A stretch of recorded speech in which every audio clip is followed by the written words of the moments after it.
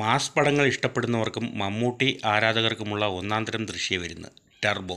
പൂർണ്ണമായും പ്രേക്ഷക പ്രതീക്ഷകൾ നിറവേറ്റുന്ന, ആവേശം വാനോളം ഉയർത്തുന്ന, ത്രില്ലടിപ്പിക്കുന്ന, രസിപ്പിക്കുന്ന, ആരാധകരെ പൂർണ്ണമായും തൃപ്തിപ്പെടുത്തുന്ന ഒരു സമ്പൂർണ്ണ മമ്മൂട്ടി ചിത്രം. ടർബോ ജോസ് ആയി മമ്മൂട്ടി ശരിക്കും അഴിഞ്ഞാടുകയാണ് എന്ന് തന്നെ പറയാം. സാങ്കേതികമായി മുന്നിട്ട് നിൽക്കുന്ന സിനിമയാണ് ടർബോ. വൈശാഖ് ആണ് ചിത്രത്തിൻ്റെ സംവിധാനം നിർവഹിച്ചിരിക്കുന്നത്. വൈശാഖ് എന്ന പേര് കേൾക്കുമ്പോൾ തന്നെ ആദ്യം മനസ്സിലേക്ക് എത്തുന്ന സിനിമയാണ് പുലിമുരുകൻ.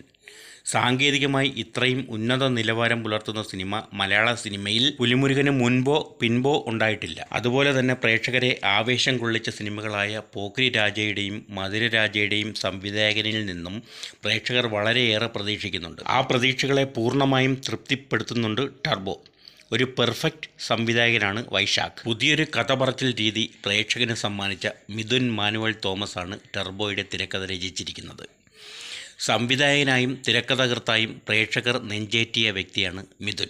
അദ്ദേഹത്തിൻ്റെ ഇതുവരെ ചെയ്ത ശൈലിയിൽ നിന്നും മാറിയുള്ള രചനാരീതിയാണ് ടർബോയിലേത്. മിഥുൻ മാനുവൽ തോമസിന് നിറഞ്ഞ കയ്യടി.